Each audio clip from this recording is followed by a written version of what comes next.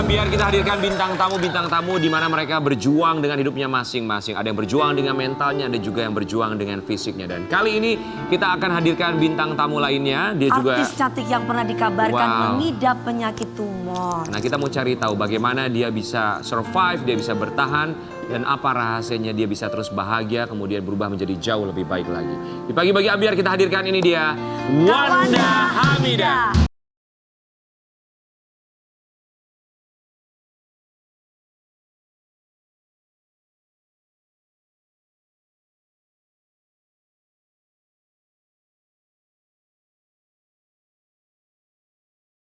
Wanda Hamidah di pagi-pagi Ambiar, berbeda penampilannya. Penampilan yang sangat berbeda.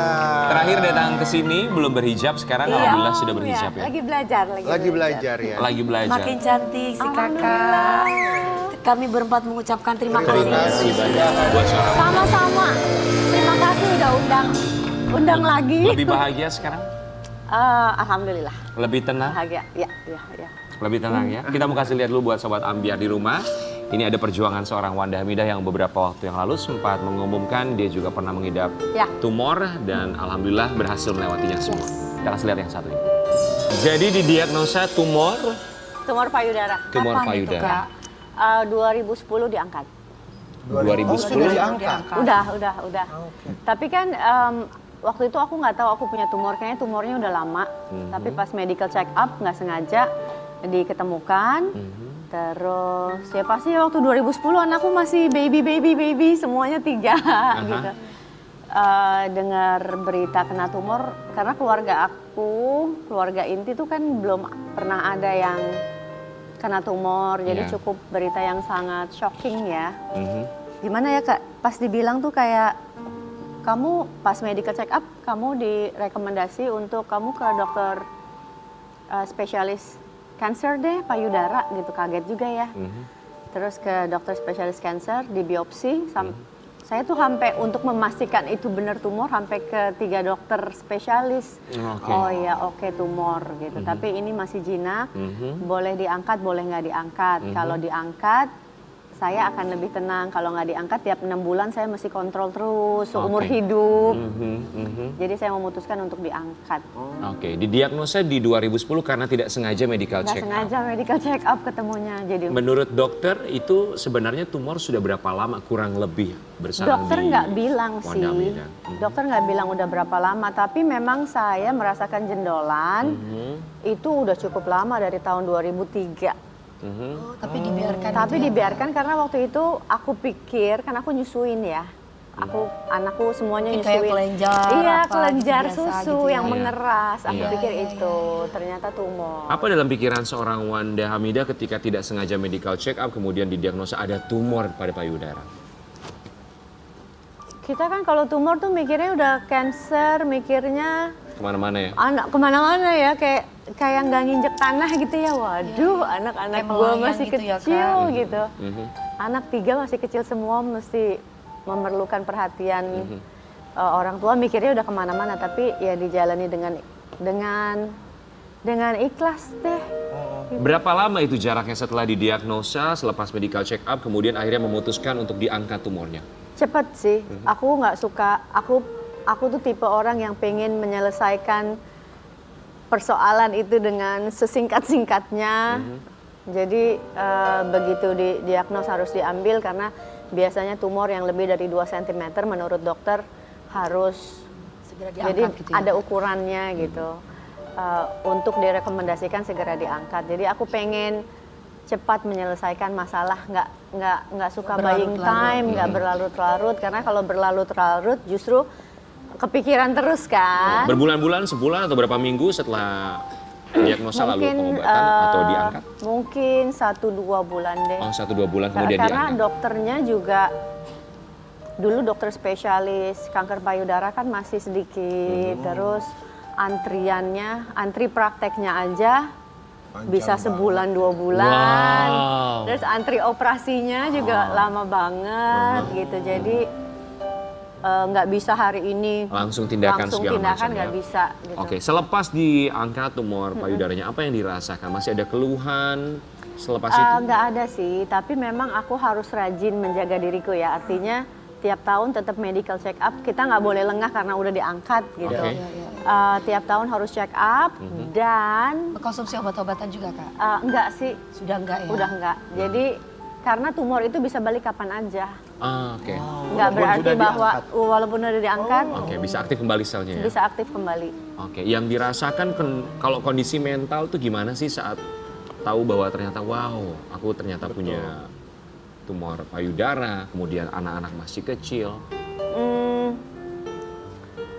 Apa ya, gimana ya, susah kita kalau nggak ikhlas. Maksudnya kalau cobaan kan kita harus hadapi dengan ikhlas aja. Pokoknya justru dengan adanya anak-anak memotivasi aku untuk segera menyelesaikan, segera sehat dan ya kembali.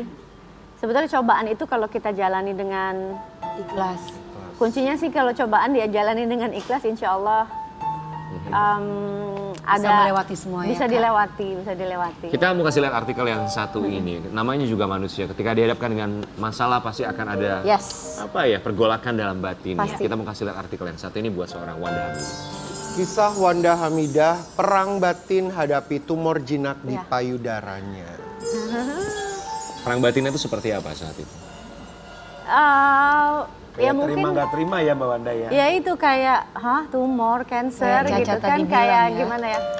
Kita dengar itu kayak vonis apa sih, kayak vonis mati ya gitu. Apalagi Which is anak-anak masih kecil ya. iya, tapi sebenarnya ya kalau kita mau ngomong takdir kadarullah ya kita nggak sakit pun kita bisa meninggal Betul. bisa meninggal dunia kapan aja gitu. Justru atas ketentuan mungkin Tuhan ya, Kak. betul, yang nggak sakit nggak apa juga. Kalau udah takdir kita harus meninggal hari ini, kita meninggal hari ini ya. Tapi kan kita juga manusia ya. Terkadang ada perasaan kuat tapi besok juga bisa tiba-tiba menyerah perasaan. Sangat manusiawi sekali. iya. Sempat merasa putus asa nggak sih? Enggak, alhamdulillah nggak pernah gitu, karena pasti kan sebagai seorang manusia kita udah ikhtiar ya. Ikhtiar tuh menjaga hidup sehat, olahraga, makan makanan sehat. Jadi sebetulnya menurut aku cobaan itu untuk terjadi membuat kita sebagai manusia yang lebih baik lagi. Betul. Oh Wanda, saya pernah kena tumor. Oh kalau gitu hidup saya sekarang harus lebih baik, dari menjaga kualitas hidup tuh harus lebih baik. Tidur cukup, makan makanan, jauhin junk food yang gitu-gitu. Ya memang gitu. junk food ya. Apalagi buat cewek ya. Betul, ya misalnya ayam mesti ayam Makanan kampung, siap saji. nggak boleh ayam yang. Jadi sekarang beneran makan bener-bener dijaga tuh semuanya? Iya, 99% Oh. walaupun agak-agak slip sih ya. Kalau Terakhir ngeliat makan junk food anak-anak kapan? Setahun ada lebih? Aku nggak tahu, cuma kadang-kadang kalau anak-anak beli fried chicken aku suka. Ngambil dia. Dan nyoba Cicipin ya. nggak apa-apa lah ya. Oke lah gitu, not too much. Sekali-sekali nggak not too apa-apa much, dong, gitu, ya. sekali-sekali. Ya, tapi reaksi keluarga saat itu gimana sih ketika tahu, wow, Nah, Wanda Hamidah? keluargaku, aku tuh paling nggak mau nyusahin keluarga, dan biasanya mama papaku orang yang terakhir tahu. Bukan apa-apa, aku orangnya nggak mau membebani orang tua. Iya. Dan waktu itu suami juga gitu. Jadi aku pergi ke dokter itu waktu didiagnosa pergi sama sahabatku. Jadi anak-anakku juga nggak tahu gitu. Ketika mantep mau operasi baru ngomong gitu. Jadi aku nggak mau membebani mereka dengan perasaan-perasaan khawatir. Iya, pasti itu satu hal yang lumrah juga ya, tidak mau membuat keluarga khawatir. Tapi ternyata Sobat Ambiar selepas dinyatakan memang sel untuk tumor payudaranya ini dinyatakan tidak aktif, alhamdulillah. Tapi ada Masih juga ada lagi. hal yang dihadapi oleh seorang Wanda Hamidah. Kita kasih lihat artikel yang satu ini. Dada Wanda Hamidah sesak dan sakit sampai ke sumsum tulang akibat berhari-hari tak ketemu anak. Kalau ini sudah karena dibahas ya. Sudah dibahas kemarin. kalau ini karena nggak ketemu anak ya. Emang rasanya sampai begitu ya? Pastilah gitu, nggak ketemu anak satu hari aja udah wala gitu? kangennya. gila-gilaan pasti. Sampai ngerasa sakit, sampai Gitu. sesak segitunya ya? Segitunya. Nah orang tuh ya ada yang kayak misalkan bawaan. Jadi gitu. sakit Ya. itu ya ini ngomongin ada Marsana ngomongin mental health juga ya. Iya betul. Gak mesti fisik. Iya. Sakit psikis I think Paling parah ya. everybody have one gitu. Iya, Semua betul. orang akan mengalami Betul. mental issues ya. Entah itu karena nggak mungkin kita sebagai manusia nggak ada cobaan-cobaan Betul, dalam kehidupan, tapi it's how we handle it gitu. Biasanya kalau kita menerima cobaan itu dengan ikhlas akan lebih mudah. Kalau kita menerima cobaan itu dengan nggak ikhlas ya lebih ya itu tadi denial ya, tadi aku lihat kamu di segmen pertama denial itu akan lebih sulit. Oke. Jadi pada akhirnya ini bisa dibilang apa? Psikosomatis gitu ketika akhirnya dari pikiran karena kangen gak ketemu sama anak, kemudian sakit sampai ke sumsum tulang belakang. Itu memang benar sampai sakit, merasa sakit atau tulang dinyatakan sumsum sakit belakang. juga? Aku maksudnya memang nggak bisa tidur, nggak bisa makan, pasti Iya. gitulah. Siapapun orang yang mengalami cobaan-cobaan, nggak cuma bukan saja nggak ketemu anak ya, cobaan-cobaan Cobaan-cobaan yang lain. stres, perceraian, Iya. Iya. cobaan-cobaan kehilangan orang yang kita cintai gitu, Iya. misalnya ada kerabat, sahabat meninggal dunia. Dan atau- kehilangan uang Iya. juga, Di- salah satu. Pasti Ditipu, susah tidur ya. bangkrut apa Tapi tidak ada segala macam. diagnosa, atau memang ada diagnosa ada penyakit pada sumsum tulang belakang? Oh, enggak sih, enggak. Sebetulnya enggak sumsum tulang juga sih. Memang secara psikis pasti ya itu aja, enggak bisa tidur, enggak bisa makan. Kan, ya makanya tuh kalau misalkan dibilang sakit sumsum tulang belakang, kakak kan sering yoga kan. Iya. Jadi aku nggak tahu sih beritanya not really sumsum tulang belakang. Oke, tapi yang memang merasakan nyeri pasti kalau nggak ketemu anak yang namanya kangen itu pasti ya akan merasa ke tubuh segala macam, jadinya tuh kepikiran segala macam, nggak bisa tidur, ya nyeri lah seluruh badan pastinya. Tapi ketika bukan udah hanya pikiran. ikhlas ya semuanya udah kembali baik. Iya. Ikhlasnya itu yang susah ya bawaan. Ikhlasnya ya, Ki. proses ikhlas itu Iya. Gimana Wanda Mida belajar mengenai keikhlasan? ya mendekatkan diri kepada Tuhan sih, gitu, bahwa ya memang hidup itu ada cobaan gitu, dan orang kalau kita bilang semua cita-cita manusia at the end adalah bahagia, ya kan? At the end orang yang kaya, at the end itu bukan cuma materi aja, karena kita banyak ngelihat orang yang punya materi kaya raya, banyak loh yang nggak bahagia. Rata-rata begitu. Betul. Ya kan? Jadi gini guys, kalau kepercayaan aku sendiri sih ya kak, kalau aku sendiri ya saya, ketika kita mendekatkan kepada Tuhan, kan biasanya lagi ada masalah, kita nggak munafik lah ya, ada masalah Iya. pasti kita mendekatkan diri pada Tuhan. Kita percaya tidak percaya, miracle itu ada, Iya, kesembuhan itu ada akhirnya. betul. Betul. Yakin ya? Iya. Iya, Kita cuma harus surrender aja. berserah. Gitu, bahwa beban, nggak semua beban kita bisa hadapi. Kan ada beban-beban yang kita kembalikan kepada Allah karena ya Allah aku nggak sanggup nih. Aku serahkan semuanya, aku ikhlaskan semuanya, aku kembalikan semuanya kepadamu gitu. Jadi ketika kita udah tapi kan mencapai titik surrender itu it's so hard. Iya. Ya kan?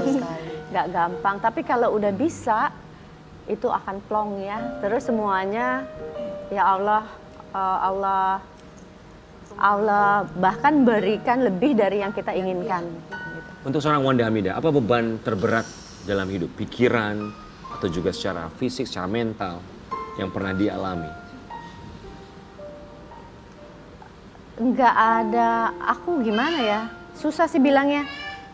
Aku nggak pernah mengecilkan semua cobaan gitu. Dan juga di satu sisi juga aku nggak bilang semuanya berat juga, enggak gitu. Karena manusia itu selama hidup akan selalu ada cobaan. Nggak mungkin enggak, Ya. nggak mungkin nggak ada gitu. Dan kalau kita lihat juga, tapi kan tergantung kita. Kadang-kadang kita kasihan ngelihat orang, cobaannya banyak banget ya, berat banget. Ternyata sebetulnya yang menjalani biasa aja. Betul, gitu. betul. Dan kalau kita lihat, kalau kita ikhlas menjalani, kita nggak akan terlalu menderita kalau kita ikhlas ya gitu. Dan contohnya ya, contohnya misalnya gini loh, kita nabi-nabi kita kan, nabi-nabi kita nggak ada yang nggak dicoba. Gak ada yang gak dicoba sama Allah. Dan cobaan mereka jauh lebih dahsyat dari cobaan kita. Apakah mereka merasa menderita? Enggak. Mereka happy menjalani cobaan-cobaan itu gitu.